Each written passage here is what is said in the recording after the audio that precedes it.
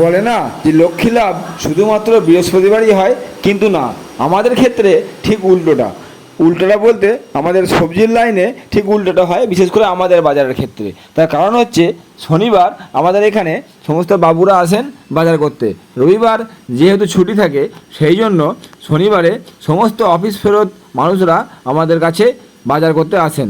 সেহেতু শনিবারের মধ্যে বাজারে যেন একটু রমরমা ভাব থাকে, মালও আনা হয় অনেক, বাজারে ভিড়ও থাকে ঠাসা।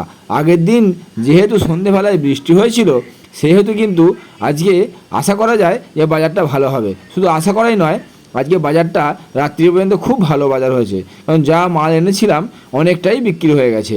আসলে এক গাড়ি মাল তো আর বিক্রি করা সম্ভব হয় না, মোটামুটি 60 থেকে 70% মাল সন্ধেবেলায় বিক্রি হয়ে গেছিলো।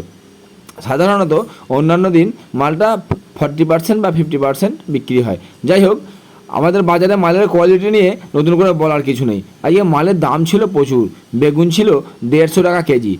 যখন কেউ জিজ্ঞেস করছে ভাই বেগুন কত করে, দাদা আপনি মালটা নিন না, ও জানতে হবে না, জানলে আপনি আর নেবেন না, আর আপনারা না নিলে আমরা কিন্তু খেতে পাবো না দাদা, আপনাদের পয়সাতেই আমাদের সংসার চলে। যাই হোক, বেচাকেনা চলছিল। হঠাৎ করে আমার দোকানে এসে হাজির হয় এক দম্পতি। এনারা দুজনেই দৃষ্টিহীন।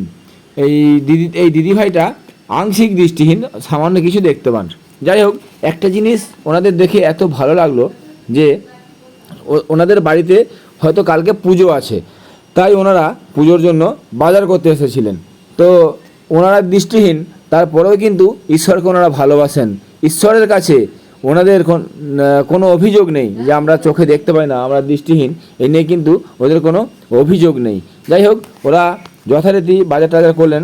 বাজার করার পরে কিন্তু দাদা টাকাটা কিছুতেই খুঁজে পাচ্ছিলেন না। টাকাটা খুঁজতে অনেকটা দেরি হলো যথারীতি। যাই হোক, আমি চুপচাপ বসেই ছিলাম। উনি শেষমেশ টাকাটা খুঁজে পেলেন। আর একটা সবথেকে আশ্চর্য জিনিস, এসব মানুষদের দেখলে না আমি খুব দুর্বল হয়ে যাই।